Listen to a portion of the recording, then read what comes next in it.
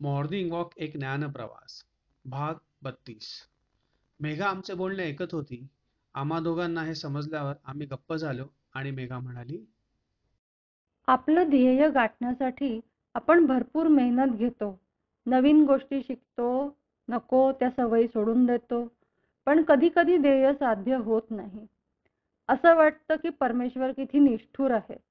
बाकीच्यांना हवं असलेलं देतो आणि मग मला का नाही? मन खच्ची होतं. केलेले कष्ट वाया गेले असं वाटतं. पुढे कसं होणार हा प्रश्न उभा राहतो. पण आपले प्रामाणिक प्रयत्न आपण सोडायचे नसतात. स्वतःचा जीव संपवण्याचं मनातही आणू नये. थोडा वेळ जाऊ द्यावा. नवीन संधी उपलब्ध व्हायची वाट बघावी.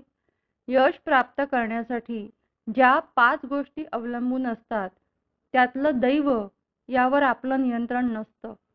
म्हणून यश न मिळाल्यास ती परमेश्वराची इच्छा असं समजून पुढे चालावं. सुवर्णसंधी केव्हा तरी मिळतेच. तो देव कृपाळूही आहे हे लक्षात ठेवावं. जसं आपण कामामध्ये सातत्य ठेवतो, तसंच सकारात्मक आणि आशावादी विचारांमध्येही सातत्य ठेवावं, म्हणजे आपली आध्यात्मिक प्रगती निश्चित होते. आपल्या नित्यकर्मामध्ये ध्यानाचा समावेश करावा. ध्यान केल्याने आपल्या मार्गातील 90% अडथळे दूर होतात. ध्यान करत असताना श्वासावर लक्ष द्यावं आणि तो समप्रमाणात घ्यायचा प्रयत्न करावा.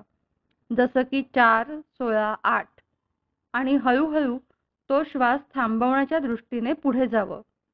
4, 32, 8, 4, 64, 8 असं. हे अंक नेमके कसले आहेत आणि त्यांचा आपल्या श्वासाशी काय संबंध आहे? 4 सेकंदात श्वास घ्यावा, 16 सेकंद श्वास थांबवावा आणि 8 सेकंदात श्वास हळूहळू सोडावा. असं प्रत्येक वेळेस करावं.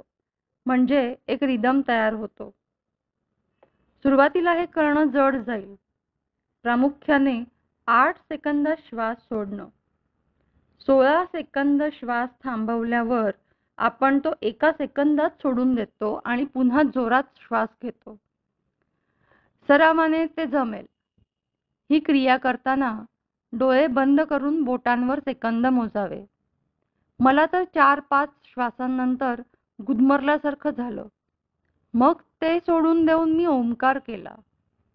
पुन्हा दुसऱ्या दिवशी सराव केला. 5 श्वास बरोबर घेतले. 6व्या श्वासाला सगळं बारगळलं. पण मी प्रयत्न सोडले नाहीत. रोज जितकं जमेल तितकं करायची. आज 3 वर्ष झाली मी 4, 32, 8 या सीमेपर्यंत पोहोचले आहे. म्हणजे 4 सेकंदापर्यंत श्वास घ्यायचा, 32 सेकंद श्वास थांबवायचा आणि 8 सेकंदात तो सोडायचा. हो, त्याने नक्की काय होते?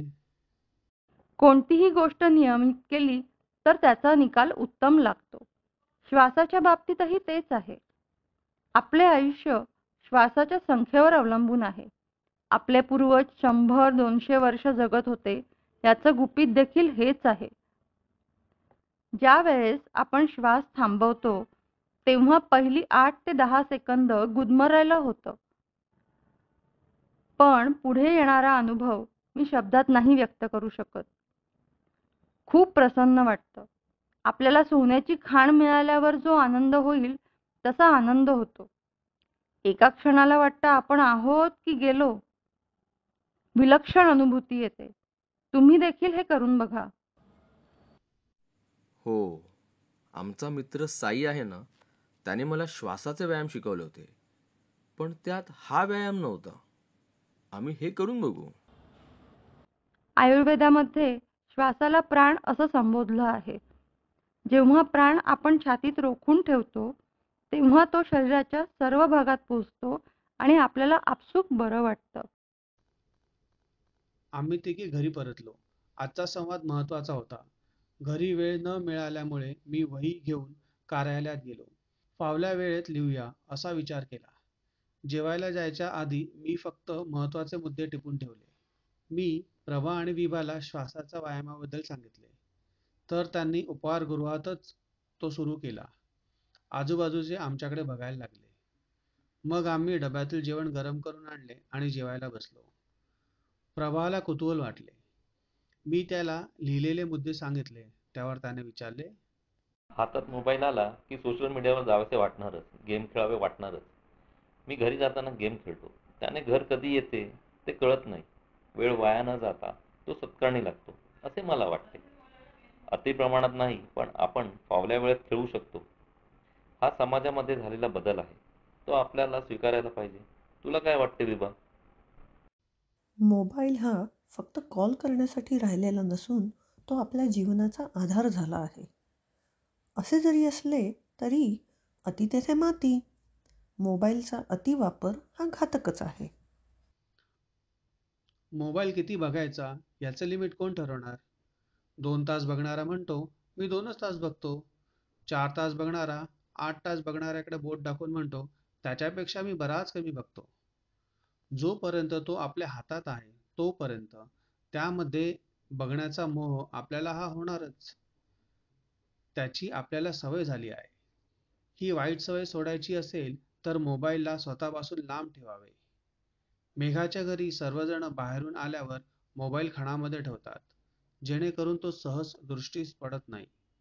मोबाईल हातात घेतल्यावर अगोदर 10 मिनिटाचा टायमर सेट करतात आणि तो वाजल्यावर परत खणात ठेवतात. टीव्हीची क्रांती झाल्यावर सर्वजण एकत्र बसून टीव्ही बघत होते. आता प्रत्येक जण वेगवेगळा सिनेमा मोबाईलवर बघतात. घरात राहून आपण परक्यासारखे राहतो. एकमेकांमधील संवाद कमी होत चालला आहे. हे आपल्या पुढच्या पिढीला घातक आहे. आपण जर बदल केला नाही तर आपण सर्वजण मोबाईलने जोडलेले असू, पण प्रत्यक्षात व्हर्च्युअल वर्ल्डमधून वेळीच बाहेर नाही आलो तर कधीच बाहेर येता येणार नाही असं मला वाटतं. बदल हा घडणारच. काही वर्षातच आभासी जगात भरपूर क्रांती होणार आहे. ऑनलाईन गेमने त्याची सुरुवात झालेली आहे. मोबाईलचा वापर हा वाढतच जाणार. पण त्यावर रोख देखील आपणच घालू शकतो. फक्त प्रवाहाबाहेर वाहत गेलो तर किनारा कधी लागेल याची वाट बघावी लागेल. कंट्रोल आपल्या हातात घ्यायचा. स्वतःच्या मनावर बुद्धीने नियंत्रण ठेवून सवय मोडायची. हे शक्य आहे. आपण जर असे केले तर बाकीचे आपल्याकडून प्रेरणा घेऊन अनुकरण करतील. बरोबर. आपलं या पृथ्वीतलावरचे कर्तव्य ध्यानात ठेवून कार्य करावे असे मेघाचे म्हणणे आहे. मला एकदा मेघाला भेटायचे आहे. नक्की. मी तिला विचारून एखाद्या रविवारी भेट घडवून आणेन. माझे म्हणणे प्रभाला पटलेले दिसत नव्हते. हे मला कळले, पण त्याचे मुद्दे सुद्धा निरर्थक नव्हते. कदाचित मी त्याला समजावण्यात कमी पडलो असेल. मेघा त्याला चांगले समजावू शकेल याची मला खात्री आहे. जेवण झाल्यावर आम्ही परत कामात गुंतलो. सायंकाळी पुन्हा चहाला बाहेर गेलो. प्रभाने मला विचारले, मला माहीत आहे, बदल हा तात्पुरता असतो. तत्व हे कायम असते. संमिश्र वस्तूंचे गुणधर्म कधीच बदलत नाही. मिश्रण झाल्यावर मूळ पदार्थांचे गुणधर्म बदलतात. झाडापासून रबर मिळते, पण त्याची लवचिकता आणि टणकपणा आपल्याला बदलायचा असेल तर त्यामध्ये सल्फरचे मिश्रण करावे लागते. आपण संशोधन क्षेत्रात असून बदल न स्वीकारणे चुकीचे नाही वाटत तुला? मोबाईल कमी प्रमाणात वापरावा हे खरे आहे, पण त्याचे पालन कोण करते? महाभारताच्या वेळी मोबाईल नव्हते, त्यामुळे त्यावेळचे नियम सध्याच्या परिस्थितीत लागू नाही पडणार. त्या नियमांमध्ये काळानुसार बदल व्हायला हवा. ते नियम नसून ती तत्व आहेत. जसे की गुरुत्वाकर्षणाचे तत्व.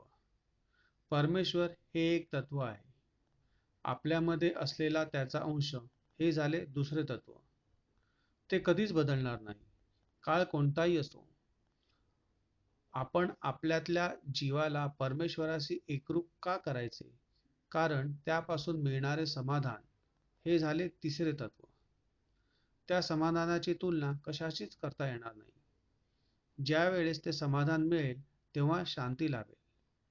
आपण सर्वजण त्यासाठी कष्ट घेतो, पण त्रिगुणाच्या आवरणामुळे आपल्याला परमेश्वराचा विसर पडतो आणि आपण आपल्या इच्छा अपेक्षा यावर लक्ष देतो.